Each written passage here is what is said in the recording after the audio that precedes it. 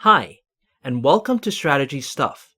This is a video series on the strategy of protest and revolution, where we'll look at how successful revolutionary, protest, and other social movements have strategized in order to achieve their political goals.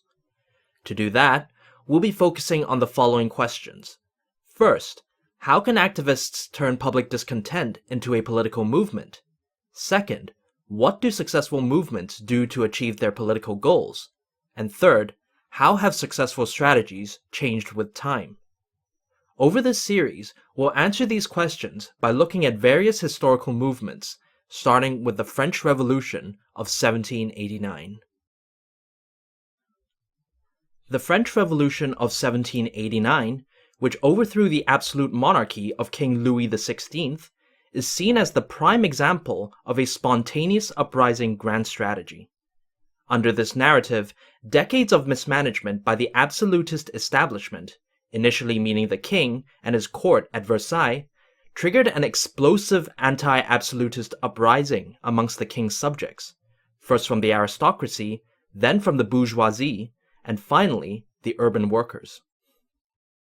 This narrative isn't wrong, but it overlooks the extent to which anti-absolutist groups organized and prepared for 1789.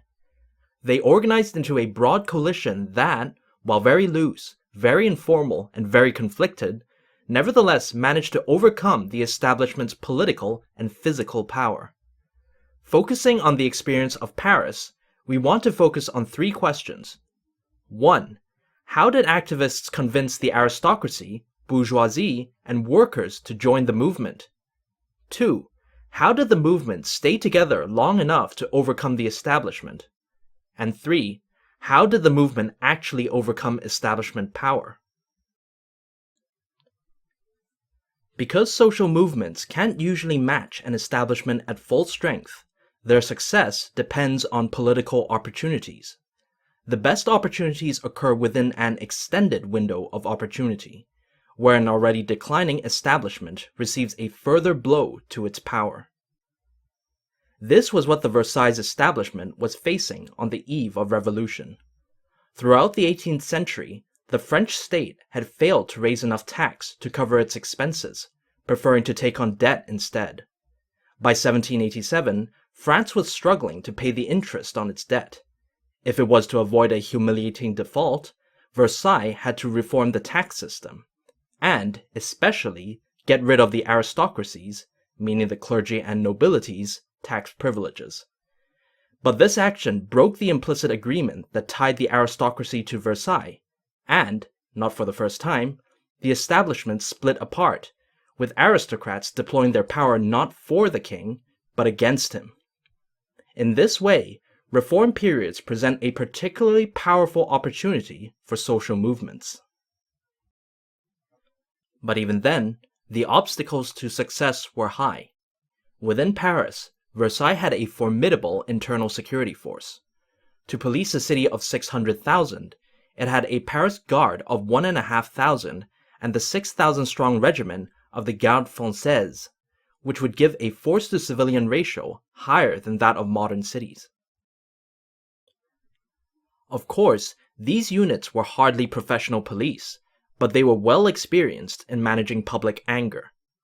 While political assemblies were officially banned, the police recognized the value in letting people gather in quote-unquote celebrations to blow off steam. This was the case even for riots, where a few minor villains, usually price-gouging bakers, were sacrificed to mobs, preserving the larger system and reminding the well-off of the value of order. The police would even offer to escort protests to Versailles, encouraging the population to see the king, rather than fellow citizens, as their only savior. Thanks to their management, Paris before the 1780s had not seen a movement last longer than 3 months. The police were helped by the segmented nature of French society. We can simplify things into 3 social classes. First, there was the aristocracy of the clergy and nobility. Their goal was to defend their existing privileges, and to achieve that, they would deploy the political power they held to disrupt Versailles and force it to give in. At the other end were the workers, made up of the skilled and unskilled laborers of Paris. They wanted to get rid of aristocratic privilege, but at the same time, they also wanted to protect their own privileges, most often in the form of guilds and wage levels.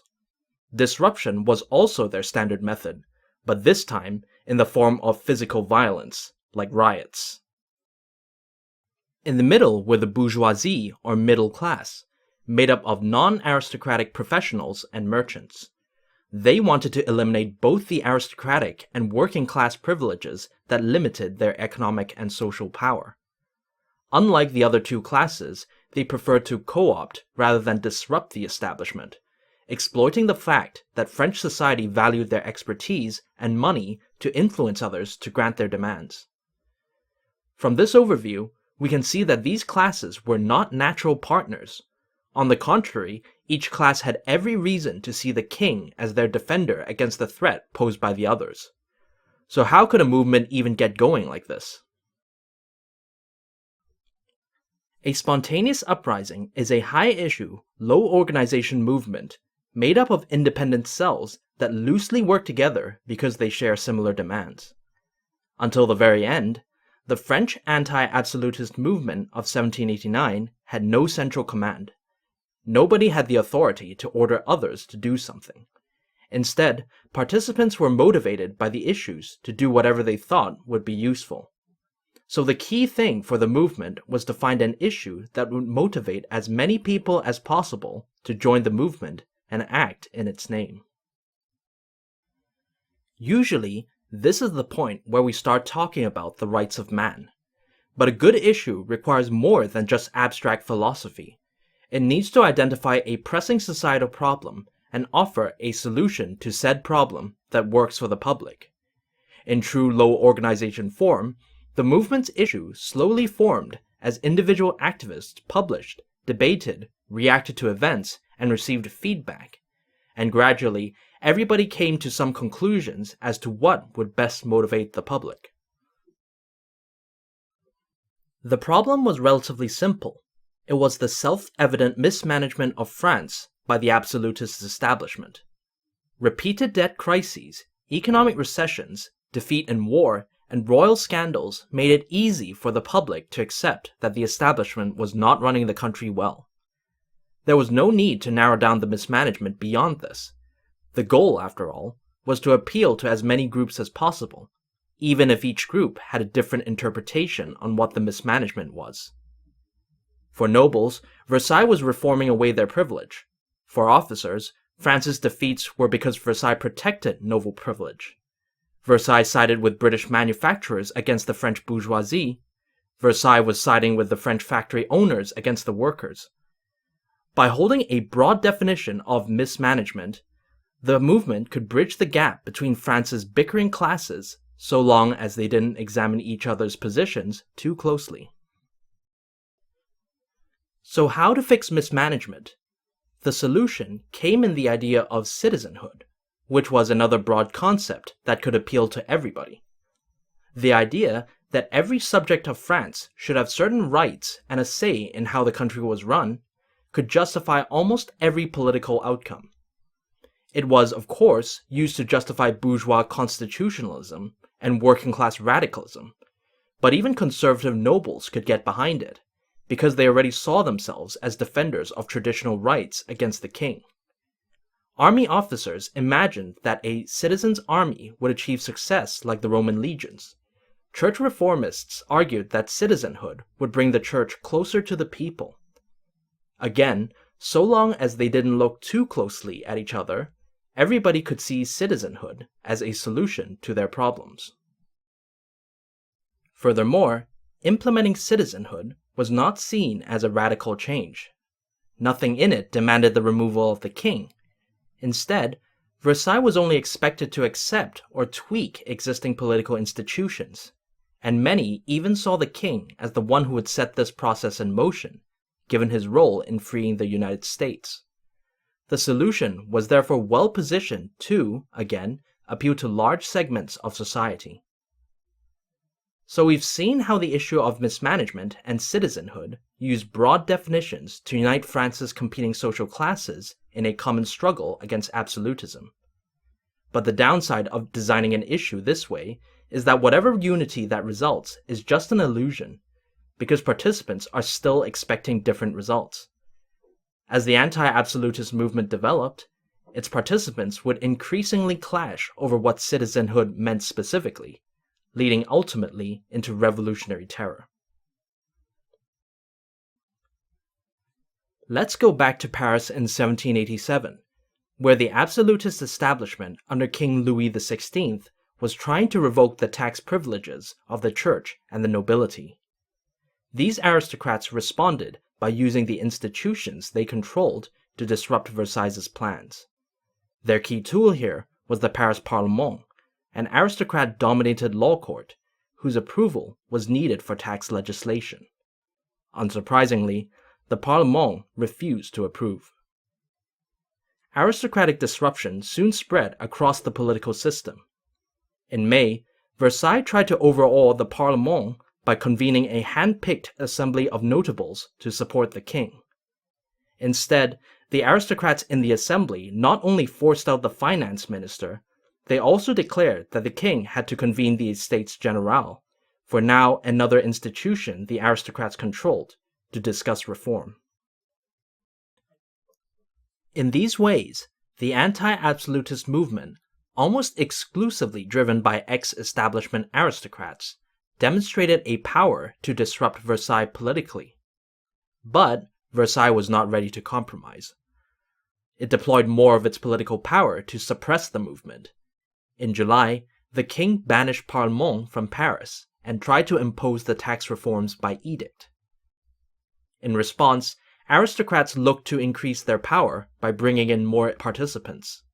The first and more important group they approached were their counterparts in the provinces. Being from similar social circles and having the same interest in defending privilege, the country aristocracy easily joined the movement. The provincial parlements refused to approve the tax changes, and the clergy voted to pay only 25% of their dues to the king. By increasing the scale of the disruption, the movement temporarily outmatched Versailles, and the banishment of the Paris Parlement was lifted in August. At the same time, the movement was also reaching out to another group. On their own initiative, the professional bourgeoisie who staffed the Paris Parlement, and who became unemployed during the banishment, implemented their own outreach towards fellow Parisians, particularly of their social class, urging them to support Parlement against Versailles. We've gone through how the movement's issue was structured to appeal to both aristocrats and bourgeoisie. But to broadcast their message to the public, Parlement activists resorted to the simplest action of doing something to get attention. They burnt effigies of the king's ministers and marched around central Paris yelling slogans. The point was to advertise their existence and to draw a crowd, but not to disrupt the establishment. In fact, at this point, activists cooperated with police to guarantee a safe environment to, quote-unquote, amuse ourselves. Despite this, serious work was being done. Peaceful mass gatherings served three purposes. Firstly, they served to draw in both the friendly and the curious. Secondly, they demonstrated that public opinion favored the Parlement. Lastly, there were also centers of agitation and political education, where activists turned uncommitted people into motivated supporters. These mass gatherings soon moved into bourgeois and aristocratic districts to achieve greater effect. The bourgeoisie were already unhappy with absolutism, and these gatherings eventually agitated many to take action against Versailles, as we will see. For now, this surface-level unity between aristocrat and bourgeois was good enough to keep the movement alive through the banishment of the Parlement, as well as another round of attempted suppression over the winter. The movement was readying itself to navigate the turbulent years ahead. Up until the spring of 1788, the anti-absolutist movement was mainly comprised of aristocrats and bourgeoisie. The aristocratic Parlement continued to disrupt Versailles' tax reform attempts, supported by the bourgeoisie's mass gatherings that, in the absence of any pro-establishment gathering, represented the only public opinion on the issue.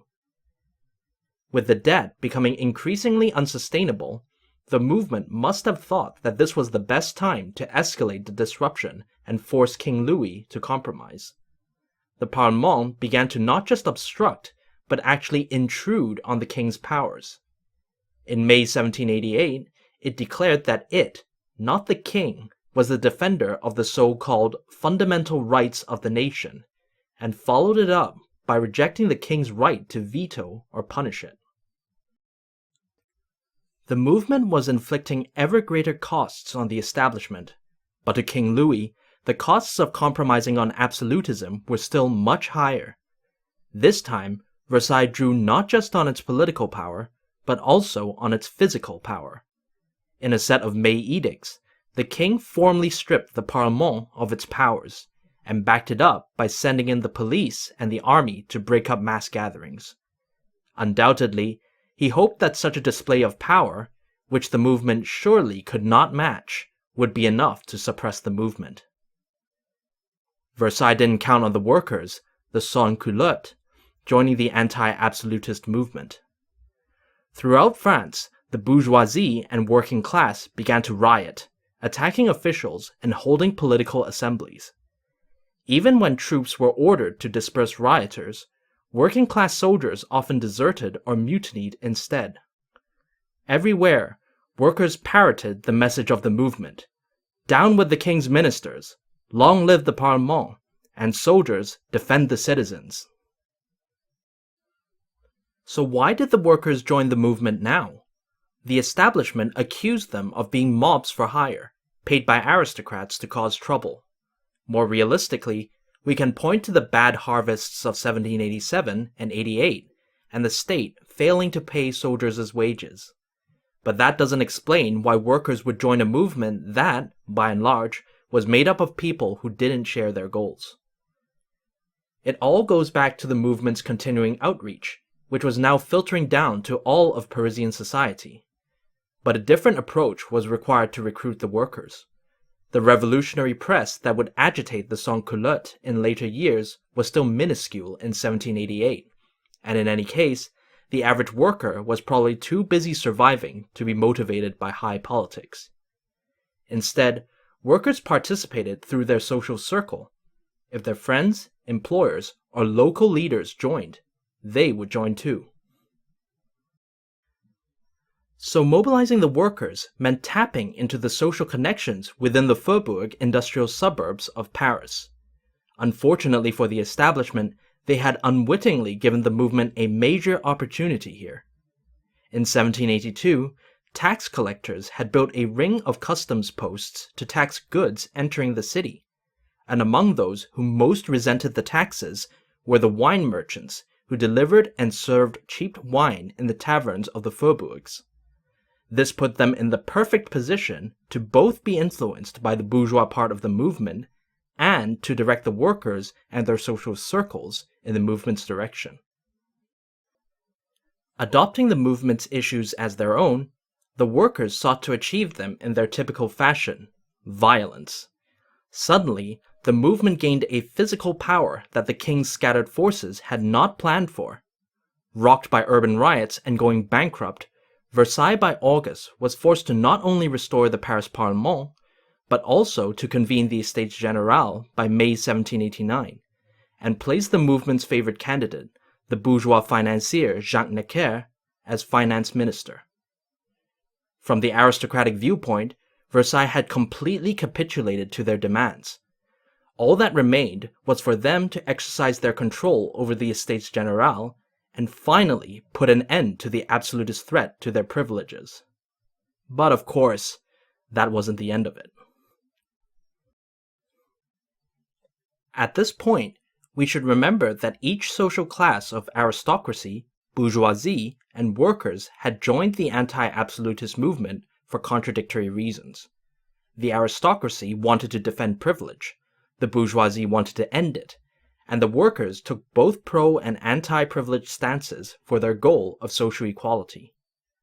So far, the movement had papered over their differences by using broad definitions for its issue of mismanagement and citizenhood. But now, the aristocrats had achieved victory according to their definition of the issue. Almost immediately, the movement broke apart. True to their idea of aristocratic representation, the Paris Parlement in September 1788 announced the famous three tiers of the Estates Generales: the first estate of the clergy, the second estate of the nobility, and the third estate, with every resolution requiring the separate approval of all three estates. This essentially gave the aristocracy two vetoes over any proposal. To the bourgeoisie and workers, this arrangement merely substituted absolutist privilege with aristocratic privilege. So, they used their larger numbers to impose a new interpretation of the issue upon the movement, one that rejected their former partners. Now characterizing the aristocracy as in with the absolutist establishment, they demanded changes to the voting structure of the Estates Generales that would allow the third estate to outvote the other two.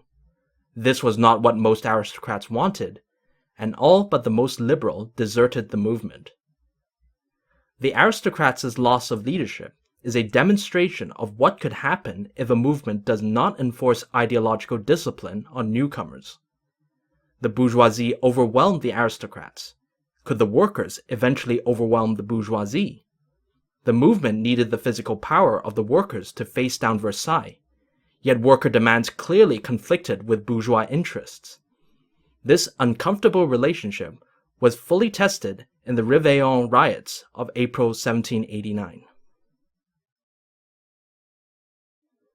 Réveillon was a bourgeois factory owner who made his wealth selling to aristocrats. This made him a success story to the bourgeoisie, but a potential collaborator and profiteer to the workers. So, when Réveillon made some misinterpreted comments about reducing wages, workers decided to teach him a lesson, and destroyed Réveillon's house, factory, and neighborhood in a 4-day riot. As if to indicate that this was what they expected out of the broader anti-absolutist movement, they called out, "Long live the Third Estate," even while looting from another member of the Third Estate. Bourgeois leaders had to walk a fine line between keeping their movement viable and maintaining their control over it. The easiest solution was to have Versailles fulfill their demands, and so, throughout the riots, they stressed their loyalty to the king, said that they were defending Paris from anarchy, and tacitly cooperated with police in suppressing the riot. At the same time, bourgeois leaders also inserted themselves as leaders of the working class. Bourgeois pamphlets, such as Sieyès' famous "What is the Third Estate?" portrayed workers and bourgeoisie as part of a common front, even though only 10% of Parisian workers earned enough to vote for representatives to the Third Estate. Still, those inevitably bourgeois representatives also acted as voices for the workers and peasants, drafting the lists of grievances that were delivered to the Estates Generales, and leading protests against other bourgeoisie, though during the Réveillon riots, they actually led workers away from his factory. These measures worked to some extent. The bourgeoisie and their liberal aristocrat allies would lead throughout the 1789 revolution and for a while afterwards. But they were also helped by the lack of a working class institution that could organize the workers. This would not be the case after 1789, and partly explains why the revolution turned into the Terror. By spring 1789, the ideological struggle within the anti-absolutist movement had, for now, been resolved in favor of the bourgeoisie and its liberal allies, just in time for the convening of the Estates Generales of 1789 to discuss France's fiscal situation. Versailles had given in to this in the face of the massive disruption inflicted by the aristocrat-led movement. While it recognized that the two aristocratic vetoes within the Estates Generales would kill off any reform of aristocratic privilege, this concession would at least allow normal business, which included tackling the deficit, to resume. There was still the small matter of the anti-absolutist movement taking over the Third Estate, but now that the establishment had been reunified, it could surely outmatch anything the bourgeoisie or the working class could do. As we all know, the establishment miscalculated, again.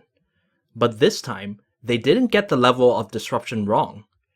Granted, they weren't expecting the Third Estate to insist on voting reform within the Estates Generale, and when that was rejected, to declare itself the National Assembly and demand a constitution for France in the famous Tennis Court Oath of June 20th. But the Assembly still needed the rest of the French political system to accept these changes, and surely the vetoes of the aristocracy and the forces of the king would stop that from ever happening. The fact that the establishment was unable to stop such a happening represents the crowning achievement of the bourgeois movement's outreach. Even before the birth of the National Assembly, the non-aristocratic clergy had already decided to join the Third Estate, and they brought the rest of the First Estate with them.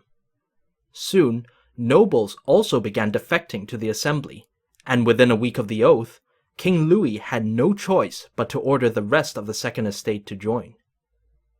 Under the very nose of Versailles, the movement had co-opted enough of the establishment to hand over its political powers. The Assembly cleverly deployed them to declare itself the only tax authority in the country, placing Versailles at its financial mercy. In any future political disruption contest, the establishment would surely lose. But King Louis still could not accept limits on his absolutism, and once again he turned back to the physical forces he controlled. Versailles now ordered armies to concentrate around Paris, threatening to reimpose absolutism at the tip of a bayonet. What was once largely a political contest was rapidly turning into a physical one, and to survive it, the movement needed to assemble a force that could match that of an actual state. This was not something that a low organization movement of loosely coordinated groups was good at. There were some attempts at independently setting up local forces. The workers' riots of the previous months had already forced Parisians to see to their own defense, throwing up barricades that would then be policed by neighborhood militia. Within these barricades, neighborhood committees began taking over the business of government, overseeing residents, organizing supplies, exchanging news with other committees. Nevertheless, movement leaders recognized that these mini-states were little more than disorganized rabble without a central coordinating organization. Now, most low organization movements trying to set up centralized commands fall at this last hurdle, both because of the high material and non-material costs to set up these institutions, and because they present a juicy target for establishment forces. But here, the French anti-absolutist movement had the extreme luck of being supported by the richest man in France, the Duke of Orléans, King Louis's cousin and a liberal aristocrat. He offered the movement not just unlimited funds, but also his Palais Royal in Paris's city center, which was off-limits to police. Money and safety were no longer a problem. While movement leaders negotiated their way towards a central command that satisfied all groups, they were already using the Palais Royal to coordinate action at a much higher level. A key objective was securing the defection of the policing forces within Paris, the Paris Guard, and the regiment of the Garde Française. Despite their suppression of the Réveillon riots, both were being swayed by the general anti-establishment mood within Paris. So the movement launched a coordinated and sustained campaign to encourage their defection. Propaganda, bribes, appeals from the crowd, even sending mobs to break into jails to free defectors. The result was a 1% defection rate to the movement even before the dramatic days of the Bastille, not just from the Guards, but also from units surrounding Paris and beyond. The movement also cooperated with the National Assembly in Versailles, hoping for the least risky way of winning, which was a compromise with King Louis. As the king's military intent became more obvious in late June, the Palais even discouraged protests to support the argument that the National Assembly would restore order to France. Unfortunately for himself, King Louis continued to believe in absolutism at all costs, and on July 11th, shut down all possibility of compromise by dismissing what the bourgeois movement saw as their representative at Versailles, the finance minister Jacques Necker. Versailles seemed intent on reimposing order through force. Caught up in fear and anger, the workers and their radical allies gave the call to arms and began rioting all over Paris. They shut down economic activity in the city, pillaged civilian and religious buildings in search of food and guns, and burnt down the hated customs barrier ringing Paris, though strangely enough, the ones owned by the Duke of Orleans were spared. The mob even tried to fight army cavalry, which they quickly ran away from. This outburst unnerved the army enough that they retreated beyond the boundaries of Paris, but this sort of rioting was hardly going to stand up to a full assault. Even worse from the movement leaders' perspective, the workers were organizing and arming themselves in a way that threatened bourgeois control. This finally pushed them into setting up their central command. On July 13th, a municipal committee, later the Paris Commune, was set up to coordinate the neighborhood committees. Each neighborhood would also send men for a bourgeois militia, later the National Guard. These institutions would be led by bourgeoisie. The movement could finally be directed from a center, and at this point, things began to run their course. The entire regiment of the Garde Française, having been ordered to leave Paris, now defected to the bourgeois militia, staffing key positions and greatly enhancing the movement's physical power. To find arms for this new army, the militia broke into the Hôtel des Invalides on the night of July 13th, and, of course, the famous Bastille on July 14th. Contrary to popular image, the mob that took the Bastille was not made up of the urban poor, but instead of merchants, ex-gardes, shopkeepers, and skilled laborers, exactly as the bourgeois leaders wanted. In any case, it was not the taking of some obsolete fortress that secured the anti-absolutist movement's triumph. Instead, it was its transformation from a loosely coordinated movement into an organized mini-state that did it. At its height, about a third of Paris's 600,000 individuals were armed, and while most of these were unorganized individuals, the prospect of facing an organized National Guard on top of that overwhelmed Versailles. The army was dismissed, the king gave up much of his power to the National Assembly, and the royal court came under the protection of the movement. The bourgeois movement's leaders, men such as Orléans, Lafayette, and Mirabeau, were now also leaders of France, at least until the working class began taking over the institutions they once controlled. We started with the idea that the French Revolution of 1789 was a classic, spontaneous uprising. For most of its duration, it was indeed what a spontaneous uprising should look like. Various loosely coordinated groups putting their own spin on the core issue of absolutist mismanagement and citizenhood in order to collectively forge a large and diverse coalition that bridged France's class divides. It also exhibited the defects of such a high-issue, low-organization grand strategy, as the aristocrats, bourgeoisie, and workers within the movement eventually realized that they didn't actually share the same goals.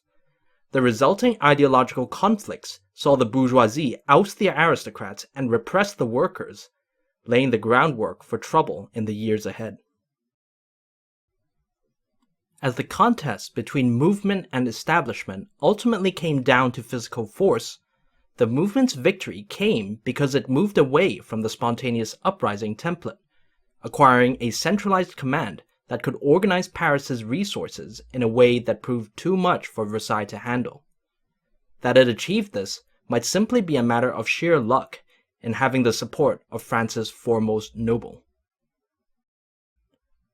Finally, we might also think about what the establishment could have done to defeat the movement. Once it started, King Louis has often been criticized for failing to appreciate the danger of the movement. But in this analysis, his moderation might have been the greater error. By initially escalating his responses to only be a little more severe than what the movement had been capable of, King Louis set a low bar for the movement at each stage, incentivizing the movement to improve its capabilities each time. We might contrast King Louis XVI's failure in 1789 with the suppression of the Parlement under his grandfather, King Louis XV, in 1770. Then, Versailles immediately deployed vast political, physical, and administrative powers to humiliate, exile, and ultimately dissolve its opponents. These actions were widely seen as tyrannical, but they set such a high bar for success that activists were more likely to succumb to defeatism than to try and match that power. In that sense, perhaps King Louis XVI, who desired the love of his subjects, represented the perfect opportunity to bring about the French Revolution. Thanks for watching the video, and please do give a like and subscribe. If you have any questions, I'll be happy to answer them in the comments section. Also check out my Facebook page, where I review the literature and post some additional thoughts regarding the video.